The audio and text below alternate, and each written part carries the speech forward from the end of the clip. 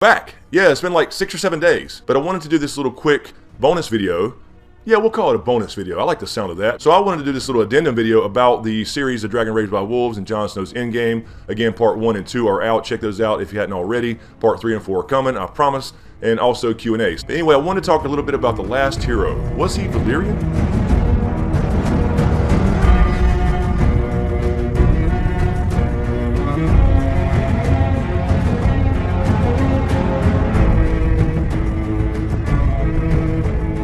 Alright guys, so I do apologize for not getting videos out sooner this last week. I've had a lot going on as far as real life stuff, you know, softball with my daughter, as far as our travel softball team. I also wanted to get the gaming channel and vlog channel kind of off the ground a little bit, so I've been working on a little bit of that as well. But anyway, I wanted to do this little video about the last hero, because I definitely think it's related to this Jon Snow Endgame series I'm talking about, A Dragon Raised by Wolves. But more specifically, I want to talk about the last hero and who he was, or who he potentially was. We have no idea. The tales are very, very vague that Old Nan gives us about the last hero. And being that you have the same kind of myth or hero figure from a lot of different cultures, you're definitely going to get discrepancies in the story. So first, let's talk about Lightbringer. Okay, Lightbringer, of course, is the story about the last hero had to forge a sword, and of course, we all know the story on how that happened. Apparently, it took 3 different times for him to try to temper this sword. He tried for 30 days and failed when he tempered it in water, and it broke. The second time, he tried for 50 days, and then it broke when he tried to temper it through a lion's heart. And the third time, he hammered on this damn thing for 100 days, and he called his wife Nissa to bare her chest, and he plunged the sword and tempered it through her heart, and it became Lightbringer, the magical flaming sword. Now, I've said in many, many videos, I do not think Lightbringer is a literal magical sword. I think that story is probably a story on how Valyrian steel is created in the first place. We know a lot of our magic in our story, which I've talked about in several other videos as well, requires blood and blood sacrifice. I think in our world that's basically how most magic works, or at least one aspect of magic, whether you're talking about this kind of northern ice magic as I call it, where you're talking about warging and skin changing,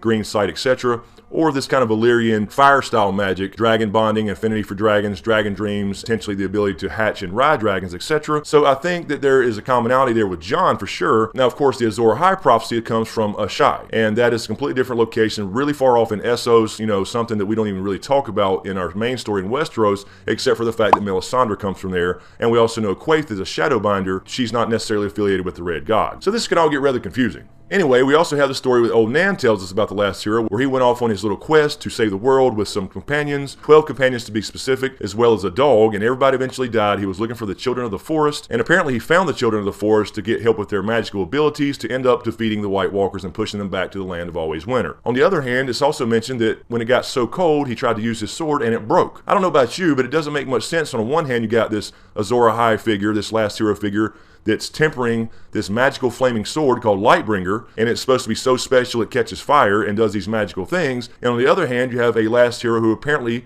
went up to fight the White Walkers and defeat them, and apparently his sword just fucking broke when it got too cold. So either you have a story here that's got changed over time and centuries. I personally think it's more like a combination of people. For example, we have Jon, who fits the Azor AHAI description. He fits it in a very figurative way, you know, born under a bleeding star, etc. But you also have Dany, who fits it literally. She was literally born of salt and smoke on Dragonstone. She woke dragons from stone, literally, with her petrified dragon eggs. So they both definitely fit these prophecies as far as Azor AHAI or the last hero or the prince that was promised, whatever you want to call it. But I also think you have other players as well, specifically Sam being in the Citadel looking for what to do about the White Walkers in the wars to come, as well as Bran with his green sight being the new three-eyed crow or the new three-eyed raven, depending on if you watch the show or the books or both. So anyway, the point being is, why are we learning about how he tempered this sword? Well, basically you have this last hero figure, this Azor AHAI character, who supposedly had this magical sword that defeated White Walkers, and there is actually a mention of him actually defeating White Walkers when Sam and Jon are having a conversation about the last hero, something he found in the Night's Watch library, about how he defeated the White Walkers with a sword made of dragon steel.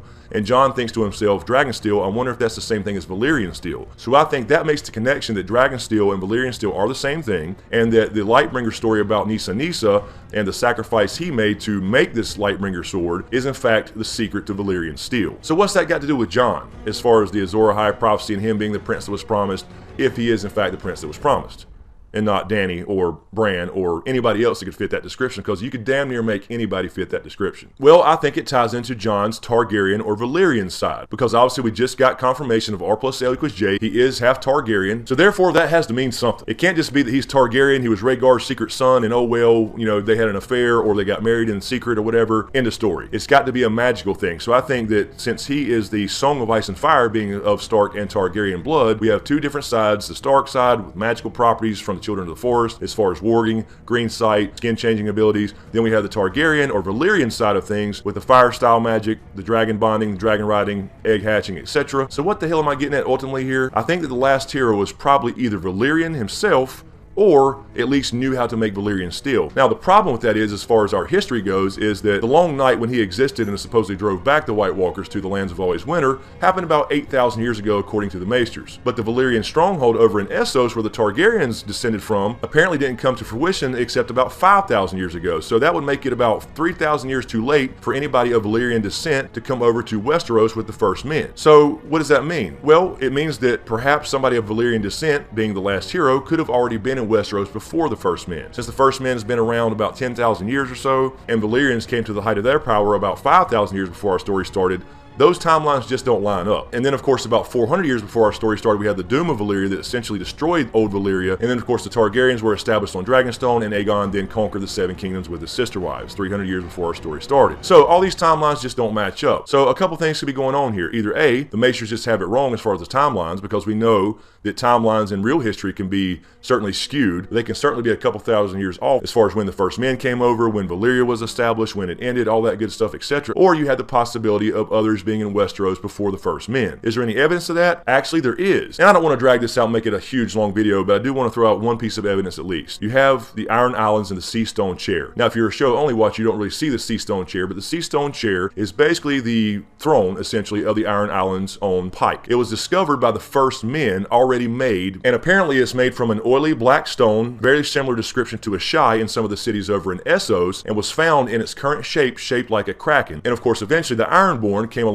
to rule the Iron Islands at a later date, and took this as their house sigil when they formed their house, and used the Sea Stone Chair as their throne when they ruled the Iron Islands as a separate kingdom. So if this throne was already made and already sculpted and created and was found by the first men in Westeros, that points to the possibility of somebody being in Westeros before the first men. So that points to our history not being exactly correct. Now, of course, we know some things are going to be off in history, just like real history. There's going to be mistakes. There's going to be things that people pass down that are incorrect. There's going to be people omit stuff from written records that they don't personally believe in. This story is all about the human heart in conflict with itself, and of course, George R. R. Martin has told us that many, many times. So anyway, my little theory, if it's even my theory, I'm sure people have thought of this before in plenty of other places online or videos, etc. I hadn't really even done research on it. I was just thinking the other day as I was preparing for Dragon Rage by Wolves Part 3 and 4 that I think basically the last hero was probably of some type of Valyrian descent, or at least knows something about making Valyrian steel. Anyway, I just want to throw this out there to you guys and give you something to chew on while I'm still chewing on as well, and kind of putting other things together as far as the endgame of Jon Snow, because I think that without that connection to the last hero as far as history repeating itself, and the possibility of the last hero or Azor Ahai being from Old Valyria, or at least a Valyrian descent, or at least knowing something about the Valyrians and their methods of creating Valyrian steel, then I don't think it matters that Jon's a Targaryen. I don't think the whole Rhaegar thing would be that important. Now, of course, the Azor Ahai prophecy comes from AHAI anyway in Essos, so that makes you question everything about the Long Night and how did it affect the entire world of Planetos, or whatever you want to call it. Anyway, guys,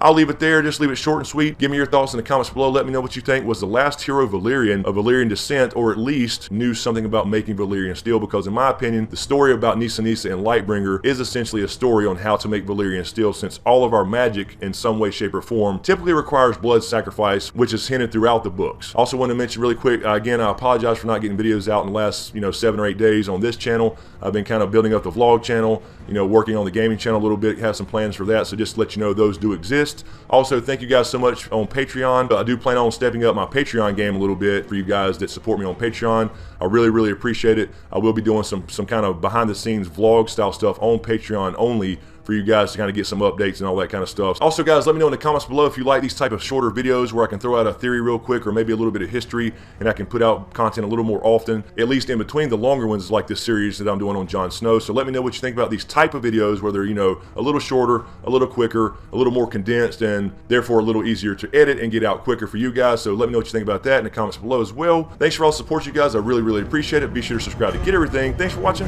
and we'll see you next time.